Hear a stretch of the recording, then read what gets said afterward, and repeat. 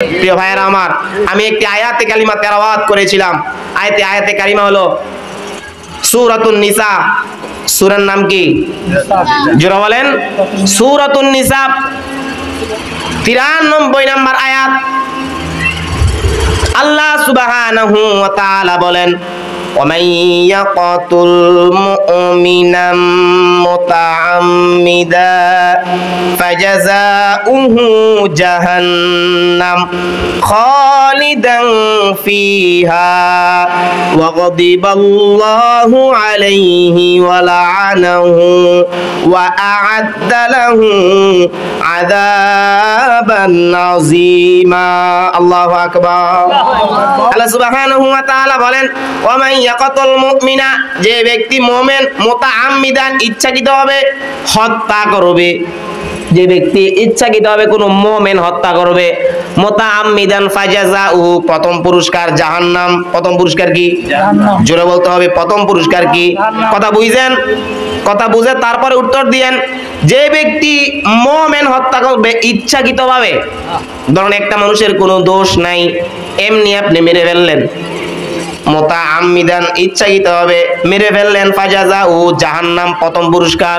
প্রথম পুরস্কার কি? জাহান্নাম। প্রথম পুরস্কার হলো জাহান্নাম। এবং জাহান্নামে কতদিন থাকবে? খালিদান, বহু বছরের আলোচনা। বহু বছর মানে চিরস্থায়ী। বের হওয়ার কোনো সুযোগ আছে? কথা কয় না। বের হওয়ার কোনো সুযোগ আছে? চিরস্থায়ী থাকবেন। জাহান্নামে যতদিন থাকবেন শাস্তি কমবে না বাড়বে? জোরে বলেন। শাস্তি কমবে না বাড়তে থাকবে? খালিদান, বহু বছর আলোচনা। আরবি গ্রামার যারা জানেন তারা বুঝবেন। বহু বছর মানে চিরস্থায়ী, বের হওয়ার কোনো সুযোগ থাকবে না। খালিদান ফিহা, দ্বিতীয় শাস্তি হলো ওয়াগদিবাল্লাহু আলাইহি, আল্লাহ রাব্বুল আলামিন তার উপর রাগান্বিত হয়ে থাকবে। কে? আল্লাহ রাগান্বিত হয়ে থাকবে। যে আল্লাহ যদি খুশি না হয়, পরকালে আপনার কোনো নাজাতের উসিলা আছে? কথা বল। সে আল্লাহ যদি আপনার উপর রাগান্বিত হয়ে থাকে তাহলে কোনো উপায় আছে? কথা বল। তৃতীয় পুরস্কার কি? তৃতীয় শাস্তি হলো ওয়ালানাহু, আল্লাহ রাব্বুল আলামিন তার উপর লানত বর্ষণ করবেন। নাউজুবিল্লাহ বলেন। ওয়া আদালাহু আযাবান আযীমা, এবং জাহান্নামের মধ্যে রয়েছে ওই ব্যক্তির জন্য ভয়ঙ্কর শাস্তি। শাস্তি ধরন কয়টা? কথা কয় না। শাস্তি ধরন কয়টা? এক নম্বর হলো আপনাকে জাহান্নামে যেতে হবে এবং চিরস্থায়ী জাহান্নাম, এবং আল্লাহ সুবহানাহু ওয়া তাআলা আপনার উপর রাগান্বিত হয়ে থাকবে, আপনার উপর লানত বর্ষণ করবে, এবং আপনার পরকালে জাহান্নামের মধ্যে রয়েছে ভয়ঙ্কর আযাব। শাস্তি ধরন কয়টা? এখন জোরে বলেন কয়টা? শাস্তি ধরন হলো 4টা। এখন আপনি চাকায় দেখেন, শুধু আলোচনা শুনলেই হবে না, এই আয়াতটা বাংলাদেশের মধ্যে মিলান, বাংলাদেশের সাথে মিলান।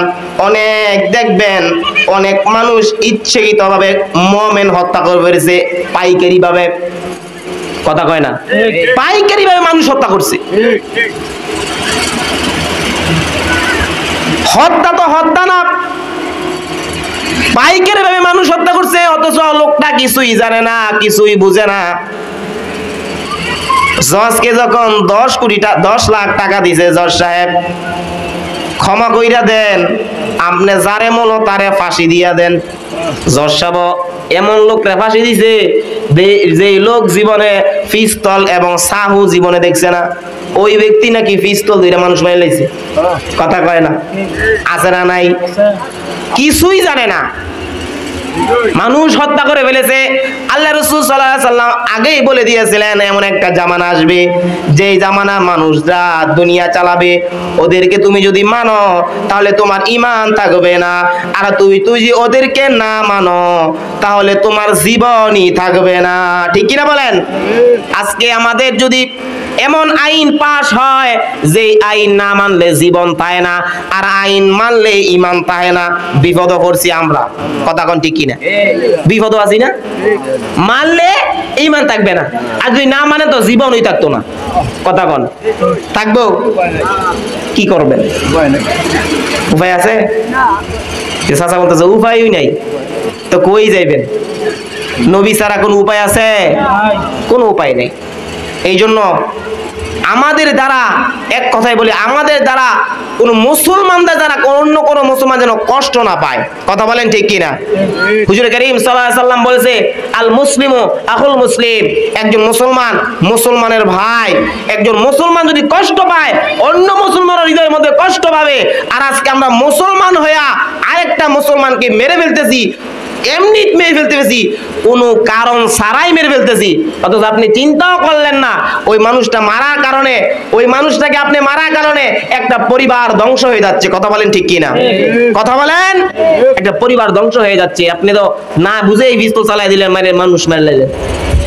বিহত বলি এই কথাগুলা বইলা বিহত বলি আমরা হুজুর এই কথা কইছেন কি লাগিয়া আঙ্গর বিরুদ্ধে কথা কই, কথা কন হুজুর, আঙ্গর বিরুদ্ধে কথা কন, দর হুজুর রে, কথা কয় না আঙ্গর দর হুজুরে দর, মাঝ রাস্তার মধ্যে গিয়ে আটকায়া যা কিছু আছে সব কিছু কয়। কথা কন ঠিক কিনা?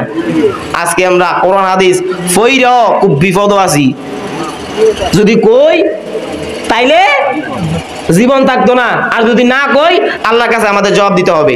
কথা কয় না?